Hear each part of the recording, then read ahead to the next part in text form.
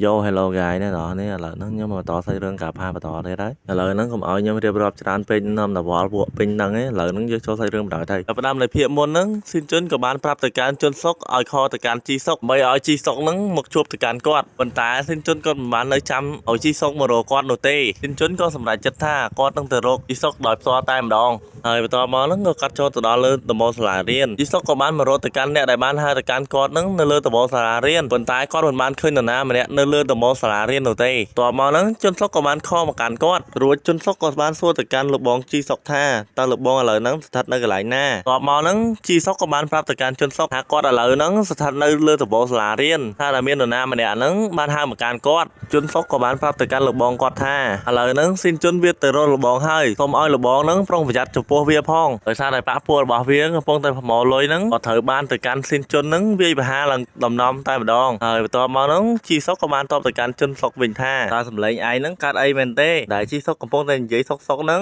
ស៊ីនជន់គាត់ក៏បានមកដល់បន្ទាប់មកហ្នឹងគាត់ក៏បានធាក់ទៅកាន់ទ្វារមួយជើងព្រោះជីសុកហ្នឹងខ្ទាតមកក្រោយហើយនឹងបែកទៅកាន់ក្រោងច្រមុះជីសុកគាត់ពិតជាខឹងខ្លាំងមែនទែនគាត់ក៏បាននិយាយថាតើឈួតណាហ្នឹងមកធាក់ទៅកាន់ទ្វារហើយបន្ទាប់មកហ្នឹងយើងក៏បានឃើញទៅកាន់ស៊ីនជុនក៏បាននិយាយថាឲ្យខ្ញុំសុំទោសផងដែលខ្ញុំមិនដឹងថាលោកនៅកន្លែងហ្នឹងខ្ញុំច្រឡំធ្លាក់ទ្វារបាត់ទៅហើយតើលោកមិនអីទេឬសុកគាត់មិនបានតបទៅកាន់ស៊ីនជុននោះទេជុនក៏បន្តនិយាយទៀតតើឥឡូវហ្នឹងជីសុកសុខសប្បាយដែរទេព្រោះអីហ្នឹងយើងខានជួបគ្នាយូរហើយជីសុកក៏បានសួរទៅកាន់ស៊ីនជុនវិញថាតើលោកគឺជានរណាហើយលោកនឹងមែនទេដែលបានហៅខ្ញុំមកលើដំបូលសាលារៀនហើយបន្ទាប់មកហ្នឹងស៊ីនជុនក៏បានតបទៅកាន់ជីសុកហ្នឹងវិញថាតើលោកមានបញ្ហាខួរក្បាលមែនទេអបមកហ្នឹងស៊ីនជុនក៏បន្តនិយាយទៀតថាខ្ញុំសង្ឃឹមថាលោកនឹងដឹងខ្ញុំជានរណាគេប៉ុន្តែវាបែបជាខុសពីការរំពឹងទុករបស់ខ្ញុំជីសុកក៏បានសួរទៅកាន់ស៊ីនជុនតើលោកគឺជានរណាលោកនឹងធ្វើអ្វីមកកាន់ខ្ញុំឥឡូវហ្នឹងស៊ីនជុនក៏បានតបទៅកាន់ជីសុកវិញថាឯងនឹងដឹងនៅពេលឥឡូវនេះជីសុកវាក៏បាននិយាយថាតើឯងគឺជាអាជ្រុកកធាត់នោះមែនទេប៉ុន្តែគេមិនទាន់បាននិយាយស្រួលបួលផងក៏បានស៊ីមួយកំដាប់ដៃរបស់ស៊ីនជុនធ្វើឲ្យវាហ្នឹងផ្កាប់មុខទៅក្រោយហើយជីសុកវាបាននិយាយថាតើឯងចង់សងសឹកទៅកាន់ឆ្កែញីនោះមែនទេឯងនឹងគិតថាអាចយកឈ្នះទៅកាន់យើងមែនទេអាជ្រុកកម៉ាប់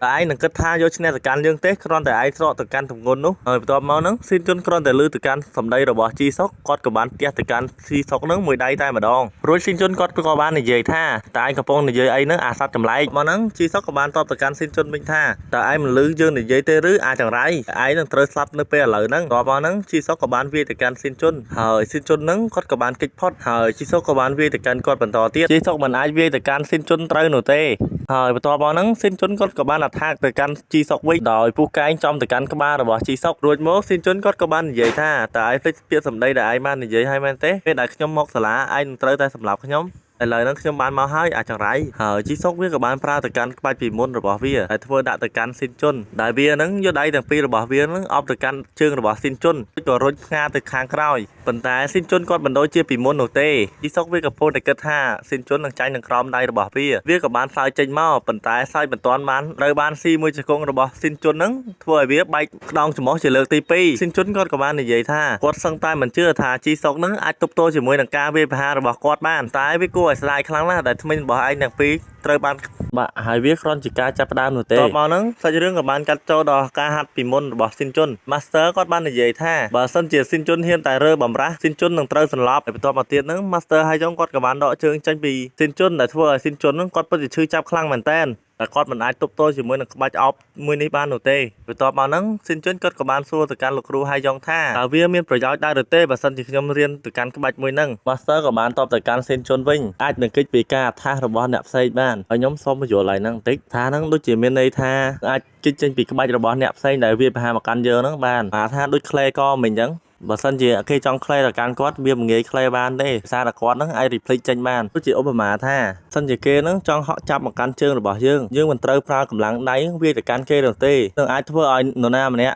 អ្នកដែលបានប្រើទៅកាន់ក្បាច់ហ្នឹងអាចរុញនឹងយើងខ្ទប់នឹងដីបានបើសិនជាយល់ល្អយើងគួរតែប្រើទៅកាន់ជង្គង់ហ្នឹងដើម្បីអុកទៅកាន់ក្បាលរបស់អ្នកដែលបានប្រើក្បាច់ហ្នឹងមកកាន់យើងធ្វើឲ្យអ្នកដែលបានប្រើទៅកាន់ក្បាច់ហ្នឹងអាចនឹងស្លាប់បានទឿនជុនក៏បានសួរទៅកាន់ Master ហើយយ៉ងវិញថាបើសិនជាយើងប្រើជង្គង់អត្ថាសទៅលើអ្នកដែលបានប្រើក្បាច់អប់ ជើងមកកាន់យើងធ្វើឲ្យអ្នកដែលបានប្រើទៅកាន់ក្បាច់ហ្នឹងខ្ទប់នឹងដីមែនទេនិយាយតិចគ្នាយើងខ្ញុំសុំនិយាយប្រាប់ទៅកាន់អ្នកនរគ្នាបន្តិចនឹង master ហ្នឹងមានន័យថាលោកគ្រូអញ្ចឹងណាតែខ្ញុំខ្ជិលហៅលោកគ្រូខ្ញុំហៅ master ហើយយ៉ងហ្មងទៅ master ហើយយ៉ងក៏បានតបទៅកាន់ស៊ីនជុនវិញពិតជាត្រឹមត្រូវណាស់វានឹងអាចធ្វើឲ្យអ្នកដែលបានប្រើទៅកាន់ធ្វើឲ្យអ្នកប្រើទៅកាន់ក្បាច់អបជើងហ្នឹងអាចនឹងទៅខាងក្រោយបានហើយរឿងក៏បានកាត់ដល់បច្ចុប្បន្នវិញម្ដងយើងបានឃើញទៅកាន់ជីសុកហ្នឹងទៀតខ្ទប់នឹងថ្មបាត់ទៅហើយស៊ីនជុនក៏បន្តទាត់ទៅកាន់ជីសុកបន្ថែមទៀតដែលធ្វើឲ្យវាហ្នឹងឈឺចាប់ជាខ្លាំងទាត់បណ្ដាហ្នឹងហើយក៏នឹកឃើញទៅដល់សម្ដីរបស់លោកគ្រូហើយយ៉ងរបស់គាត់ឲ្យស៊ីនជុនហ្នឹងពេលដែលស៊ីនជុនអាចថាសបានជុនត្រូវតែប្រើទៅកាន់ជើងរបស់គាត់ហ្នឹងទាត់ទៅកាន់អ្នកដែលប្រើទៅកាន់បាច់អបជើងហ្នឹងឲ្យខ្លាំងហើយត្រូវតែទាត់រហូតដល់ម្នាក់ហ្នឹងមិនអាចទាត់ដៃទៅកាន់យើងបានហើយជីសុកវាពិតជាឈឺចាប់ខ្លាំងមែនតើដោយសារតែ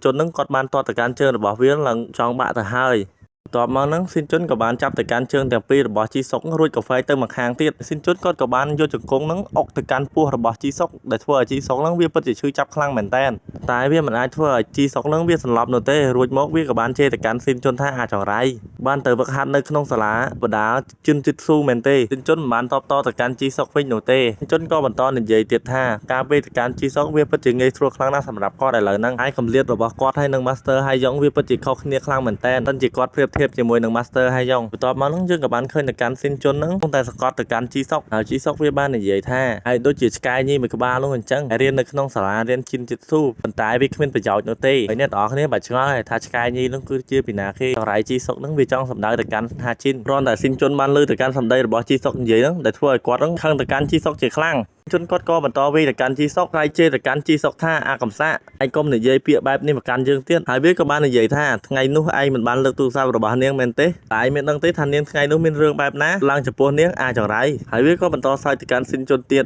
ធ្វើឲ្យពេលហ្នឹងស៊ីនជុនក៏បាននឹកឃើញដល់រូបរាងរបស់ហាជីនដែលត្រូវគេធ្វើបាបធ្វើឲ្យនាងមិនអាចមើលឃើញទៅកាន់គាត់ហើយស៊ីនជុនគាត់ពិតជាខឹងទៅកាន់ជីសុកខ្លាំងមែនទែនហើយគាត់ក៏បានវាយទៅកាន់ជីសុកបន្តរួចគាត់ក៏បានស្រែកជេរទៅកាន់ជីសុកថាអាកំសាអាចង្រៃអ្វីបានជាឯងធ្វើបែបនេះទៅកាន់នាងការនិយាយរបស់ជីសុកវាធ្វើឲ្យស៊ីនជុននឹងស្លងអារម្មណ៍ជាខ្លាំងវាគឺជាឱកាសល្អរបស់ជីសុកដែលអាចអត្ថាទៅកាន់ស៊ីនជុនវិញបានហើយវាក៏បានប្រើទៅកាន់ជើងរបស់វានឹងផ្ទាស់ទៅកាន់ជើងរបស់ស៊ីនជុននឹងខ្ទប់នឹងដីតែម្ដងដោយសារតែពេលនោះស៊ីនជុនគាត់មិនអាចគិតអីឃើញនោះទេកំពុងតែស្លងអារម្មណ៍ជាមួយនឹងហាជីនហើយជីសុកវាក៏អាចរួចចេញពីការឃុំរបស់ស៊ីនជុនហើយជីសុកវាបានប្រើទៅកាន់ជើងរបស់វានឹងដើម្បីធាក់ទៅកាន់មុខរបស់ស៊ីនជុនប៉ុន្តែវាមិនអាចធាក់ទៅកាន់មុខរបស់ស៊ីនជុនត្រូវនោះទេដោយសារតែស៊ីនជុនគាត់បានរងទៅកាន់ការវាយប្រហាររបស់ជីសុកនឹងបានហើយវាក៏បានវាយទៅកាន់ស៊ីនជុនបន្ថែមទៀតរួចវាក៏បាននិយាយឌឺដងទៅកាន់ស៊ីនជុនថាតើឯងនឹងរងនៃការវាយប្រហាររបស់វាបានប្រមាណដងទៀតកំពុងតែគិតថាស៊ីនជុនមិនអាចយកឈ្នះទៅកាន់វាបាននោះទេប៉ុន្តែពេលនោះស៊ីនជុនគាត់ក៏បានប្រើទៅកាន់ជើងរបស់គាត់នឹងធាក់ទៅកាន់មុខរបស់ជីសុកដែលធ្វើឲ្យជីសុកថយទៅខាងក្រោយដែលវាជាឱកាសល្អរបស់ស៊ីនជុនដែលអាចអត្ថាទៅកាន់ជីសុកវិញបានប៉ុន្តែជីសុកវាមិនបានលែងនឹងកាន់ស៊ីនជុននោះទ